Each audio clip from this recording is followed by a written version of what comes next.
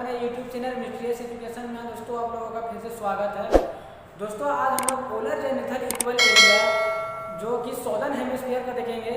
दोस्तों मैंने northern hemisphere यानी कि जो आपका पोलर जेनिथल इक्वल एरिया जो नॉर्दर्न हेमिस्फीयर का है वो मैं एक वीडियो बना चुका हूँ उस पर। यदि आप उस वीडियो को देखकर अगर इस वीडियो को देखेंगे तो आपको बिल्कुल बहुत ही मज़ेदार तरीके से दोस्तों वीडियो आपको समझ में आएगा। इसलिए पहले आप नॉर्दर्न हेमिस्फीयर के आप वीडियो को देख लें, उसके बाद आप ये इस वीडियो को सॉदर्न हेमिस्फीयर को देखेंगे। आज हम लोग पोलर जेनिथल इक्वल एरिया के सॉदर्न हेमिस्फीयर को दोस्तों देखेंगे। वीडियो को दोस्तों ध्यान से देखिएगा क्योंकि थोड़ा सा एकदम डिफिकल्ट है, इसलिए आप वीडियो को स्किप नहीं करिएगा, बिल्कुल ध्यान से देखिएगा।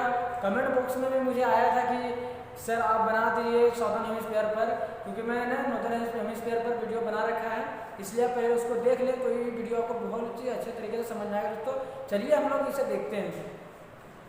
क्वेश्चन ध्यान से देखिएगा। क्वेश्चन क्या है? Construct a polar zenithal equal area projection with a RF of 1:12560 for the southern hemisphere taking an interval of 30 apart। 30 degree का हमें दोस्तों डिफरेंस लेना है। तो मैंने दोस्तों इसको बताया था कि नॉर्दर्न हेमिस्फीयर के वीडियो में आप लोगों को बताया था कि यह 3 से 4 स्टेप दोस्तों बनता है। चलिए इसे देखते हैं।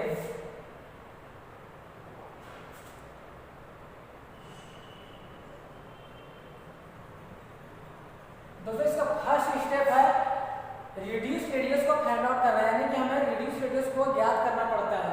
तो रिड्यूस रेडियस कैसे ज्ञात करेंगे चलिए देखते हैं। पहले हम लोग देखेंगे कि हमारा आरएफ क्या दिया हुआ है, यानी कि रिप्रेजेंटेटिव फ्रैक्शन क्या दिया हुआ है। तो हमारा रिप्रेजेंटेटिव फ्रैक्शन दिया हुआ है 1:12560 1 2 3 4 5 6 0। उसके बाद हम दोस्तों देखेंगे कि रेडियस ऑफ अर्थ यानी कि पृथ्वी की त्रिज्या कितनी होती है। तो रेडियस ऑफ अर्थ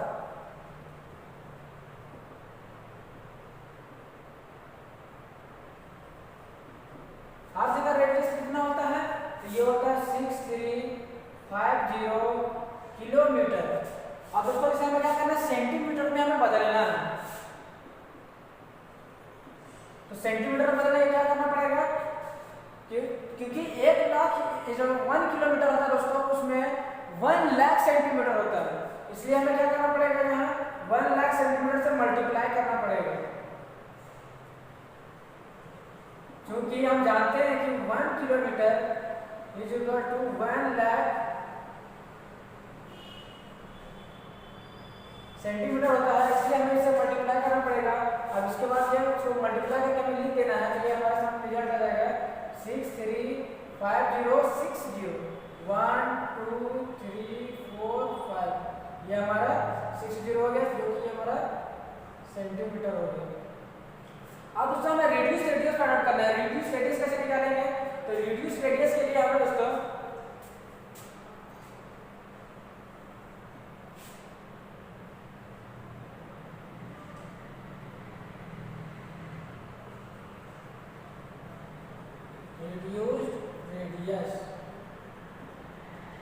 ये हमारा रिड्यूस रेडियस कैसे निकलेगा?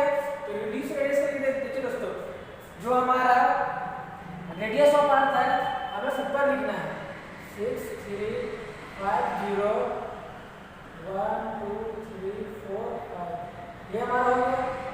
अब दोस्तों हमें देखना है कि हमारा आरएफ कितना दिया हुआ है, उसे हमें डिवाइड करके देना है।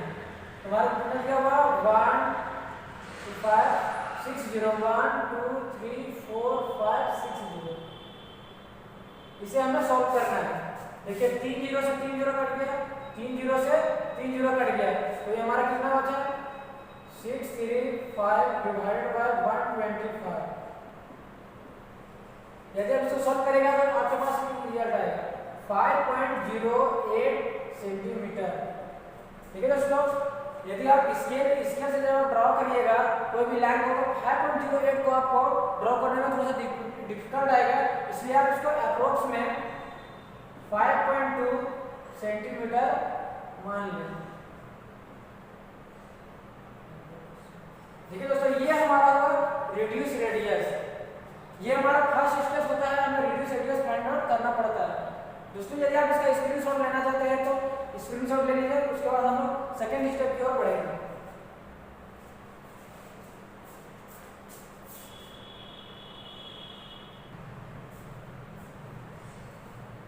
चलिए दोस्तों आपने स्क्रीनशॉट ले, देखिए दोस्तों जो यहाँ पर 5.2 है, इसको आप चाहते हैं तो 5.1 ले सकते हैं, लेकिन 5.1 ये इसका एग्जैक्ट होगा, लेकिन मैं 5.2 से नहीं ले रहा था क्योंकि वो आपका लाइन बढ़िया से आ जाता है। लेकिन चलिए 5.1 को भी आप लीजिए, उससे कोई दिक्कत नहीं है, 5.1 को लीजिए।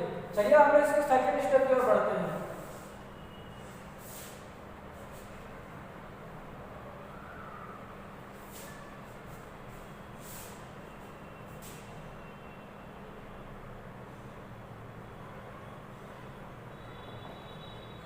देखिए दोस्तों सेकेंड स्टेप में बहुत ही इंपॉर्टेंट क्या है कि सेकेंड स्टेप में दोस्तों आपको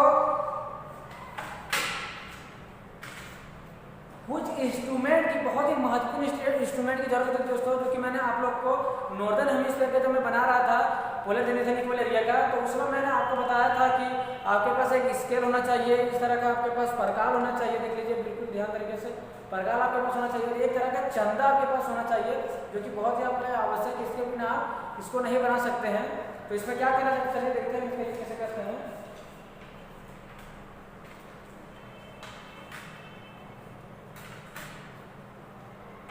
देखिए दोस्तों सबसे पहले हम लोगों ने रिड्यूस रेडियस को निकाला था, रिड्यूस रेडियस कितना था 5.2 सेंटीमीटर। तो हमें क्या करना दोस्तों कि जो आपका स्केल होगा, यहाँ पर आपको 5.2 सेंटीमीटर का स्केल यहाँ पर तो माप ले लेना है। देखिए दोस्तों मेरा स्केल है, इसलिए बोर्ड पर बहुत छोटा बनेगा, आप लोग कॉपी बनाइएगा तो बिल्कुल बढ़िया से बनेगा, इसलिए मैं थोड़ा सा आकार बढ़ा लेता हूँ। इससे मान लीजिए 5.2 सेंटीमीटर, इसके ऊपर आप 5.6 सेंटीमीटर ले लीजिए। 5.2 सेंटीमीटर ले लिए। 5.2 सेंटीमीटर लेने के बाद दोस्तों ये आपके पास प्रकार और दोस्तों इस प्रकार के माध्यम से क्या करना है आपको, यहाँ पर स्केल है, यहाँ पर आपको 5.2 सेंटीमीटर यहाँ से बैठा देना है दोस्तों, और यहाँ से आपको एक आर्क ले लेना है, यहाँ पर रखना है, और 5.2 सेंटीमीटर का दोस्तों इस तरह से यहाँ क्या करना है आपको एक आर्क ले लेना है। चलिए देखिए इस तरह मान लीजिए कि ये आर्क इस तरह है, ये आर्क इस तरह है दोस्तों, और फिर उसके बाद दोस्तों चंदा के माध्यम से क्या करना है आपको, यहाँ पर आपको चंदा बिठाना है और 90 डिग्री को दिखाना है। 90 डिग्री को लेने के बाद दोस्तों आपको स्केल के माध्यम से क्या करना है, स्केल के माध्यम से आपको यहाँ से आपने दोस्तों आपने आर्क लिया है वहां से मिला देना है। अब आर्क को मिला दिया दोस्तों, इसके बाद आपका क्या महत्वपूर्ण काम बचता है कि आपको फिर से यहाँ पर आपको चंदा रखना है, और यहाँ से दोस्तों आपको देखिए कितना बड़ा बोला है 30 डिग्री का पार्ट बोला है, यानी कि 30 डिग्री का डिफरेंस होना चाहिए। इसलिए हमें क्या करना दोस्तों, पहले यहाँ पर हमें 30 डिग्री लेंगे, 30 डिग्री के बाद 60 डिग्री लेंगे, और एक 90 डिग्री हमारा ऑलरेडी बना हुआ है। उसके बाद दोस्तों हमें क्या करना है कि जो हमारा आर्क बना हुआ है यहाँ पर हमें इसे मिला देना है।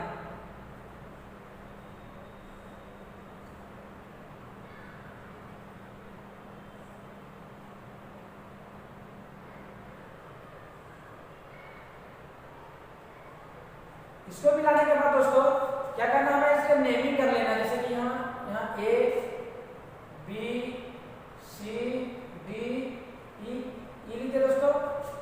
तो आपको क्या करना है दोस्तों, इसके बाद ये जो ई है हमारा, ई को डी से मिलाना है स्केल से, ई को डी से मिला लिया, फिर ई को दोस्तों सी से मिलाना है, सी से मिलाने के बाद फिर ई को बी से मिलाना है। देखो दोस्तों ये हमारा क्या हो जाएगा 30 डिग्री वाला जो होगा, ये जो हमारा लाइन है 30 डिग्री में, ये लाइन हमारा 60 डिग्री का हो गया, और ये हमारा क्या हो गया 90 डिग्री का बना हुआ दोस्तों।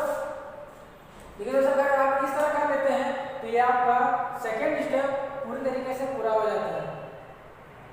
चलिए हम लोग थर्ड स्टेप की ओर बढ़ते हैं। थर्ड स्टेप हमारा किस तरह बनेगा,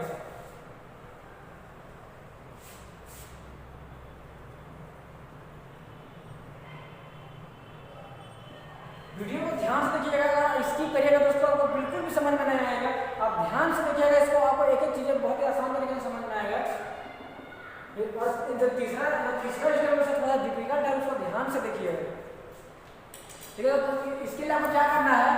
प्रकार, फिर से हमें प्रकार को पकड़ना है और क्या करना है,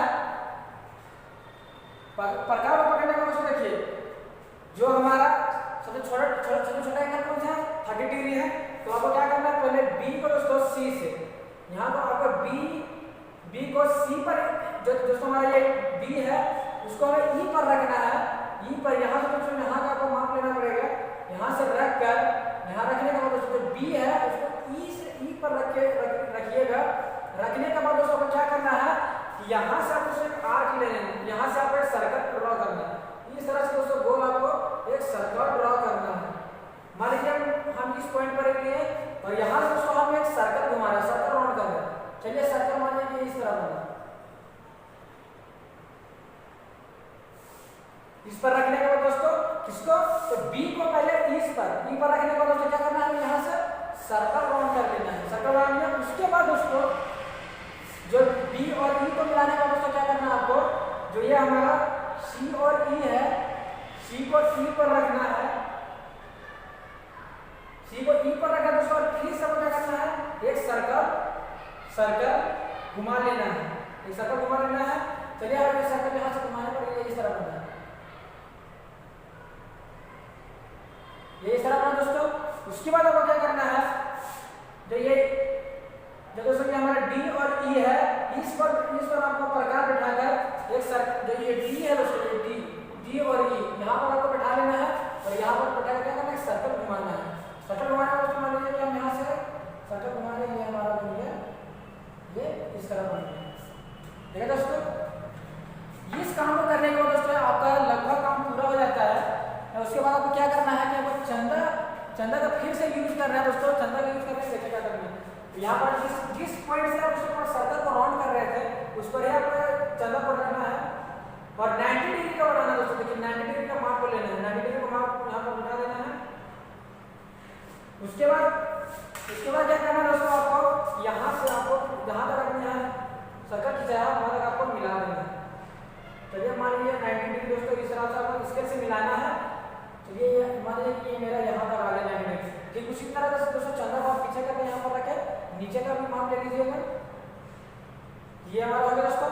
उसके बाद आपको क्या करना है, देखिए दोस्तों कॉपी में आप बनाएगा तो बहुत ही बढ़िया बनेगा।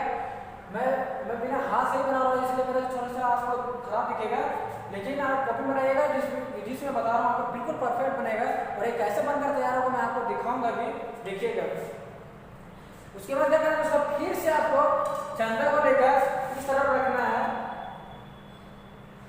यहाँ रखने पर दोस्तों आपको क्या करना है, 30 डिग्री ये पार्ट था तो 30 डिग्री का दोस्तों हमें डिफरेंस लेना है। ये मान लीजिए 30 डिग्री ले लिया मैंने, ये 60 डिग्री का ले लिया और ये 90 डिग्री का। 90 डिग्री का डिफरेंस है दोस्तों 120 डिग्री। 120 डिग्री के बाद क्या होगा 150 डिग्री। इतना करने के बाद दोस्तों आपको देखिए इधर से भी करना पड़ेगा। इधर से करने के बाद यहाँ पर आपको 30 डिग्री का वैल्यू लेना पड़ेगा। 30 डिग्री ले लिए, 60 डिग्री ले लिए, 90 डिग्री ले लिए, 120 ले लिए, 150 ले लिए। इतना करने के बाद दोस्तों देखिए क्या करना है आपको, स्केल के माध्यम से दोस्तों, इससे मैंने इस 30 डिग्री को यहाँ लिया था, आपको 30 डिग्री यहाँ मिला लेना है। 30 डिग्री जो था दोस्तों, और ये मेरा 30 डिग्री था, मैंने यहाँ से मिला दिया। फिर जो हमारा 60 डिग्री था, 60 डिग्री को दोस्तों आपको यहाँ से मिला देना है। और जो 90 डिग्री दोस्तों उसको यहाँ से मिला देना है स्केल के माध्यम से। फिर आपको यहाँ से 120 डिग्री को यहाँ से मिला देना है। फिर ये जो हमारा 150 डिग्री है 150 डिग्री को यहाँ से मिला देना है। फिर आपको यहाँ पर 30 डिग्री वाला मिलाना है, यहाँ से आपको 60 डिग्री वाला मिलाना है, यहाँ से आपको 90 डिग्री वाला मिलाना है, यहाँ से आपको 120 डिग्री वाला मिलाना है और यहाँ से आपको 150 वाला मिलाना है। देखिए दोस्तों क्या होता है कि जब हम यहाँ से जो सेंटर दोस्तों यहाँ पर सब जितने लाइन खींचे हुए हैं वो आपको सीधी देखने को नहीं मिलेगी। लगता है कि थोड़ा सा कि उसमें डिस्टेंस जो है समान नहीं है, थोड़ा दूर है, थोड़ा कम है। इसलिए दोस्तों हमें क्या करना पड़ता है, हमें यहाँ पर थोड़ा सा मिटा कर क्या करना है, यहाँ बीच में दोस्तों देखिए साधन हम इसका बोला ना दक्षिणी गोलार्ध, इसलिए हमें यहाँ बीच में ऐसे लिख देना पड़ेगा। यानी क्या होगा हमारा सदर्न हेमिस्फीयर, ये हमारा क्या सदर्न हेमिस्फीयर, ये हो गया ऐसे। देखिए दोस्तों ये सदर्न हेमिस्फीयर है, दक्षिणी गोलार्ध है, इसलिए क्या दोस्तों हमारा 0 डिग्री ऊपर होगा और 180 डिग्री क्या होगा हमारा नीचे होगा। समझ में आया दोस्तों? क्या होगा कि हमारा यहाँ पर 180 डिग्री नीचे होगा और 0 डिग्री ऊपर होगा दोस्तों। तो आपको क्या करना है, उसके बाद आपको दोस्तों इसका वैल्यू पुट करना कि कौन सा कहाँ पर होगा।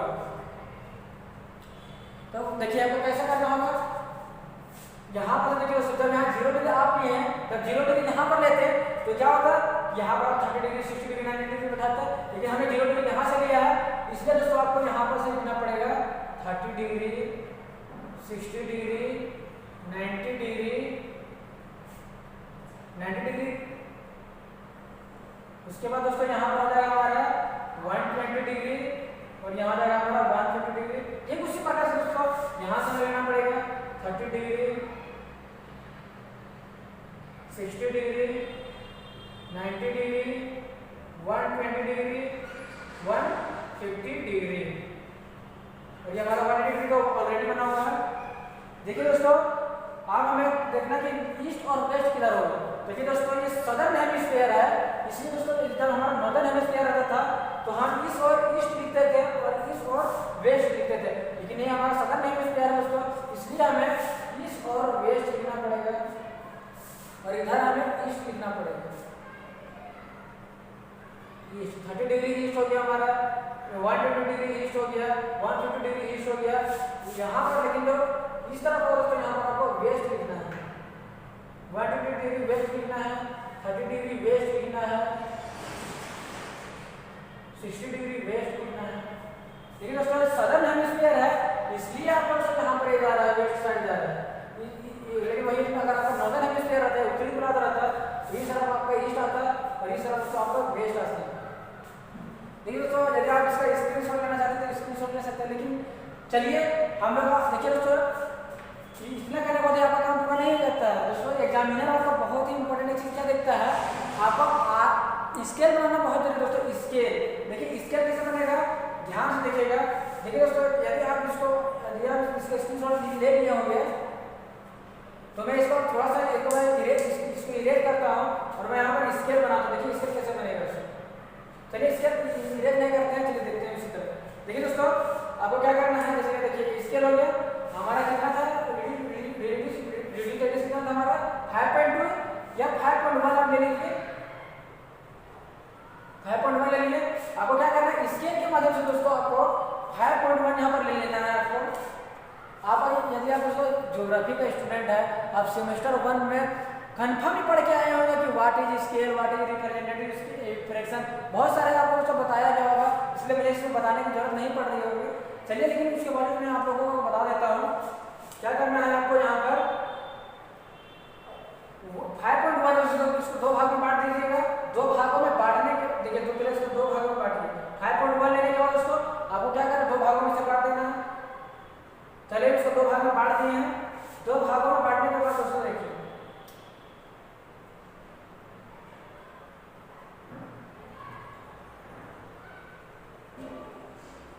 दो भागों में दोस्तों कहने का मतलब कि दो बराबर भागों में बांटना चाहिए, मतलब कि दो भागों में मतलब कि एक भाग और एक भाग दोनों को जोड़ने पर हमारा 5.1 आना चाहिए, तभी आपका दो भाग होगा।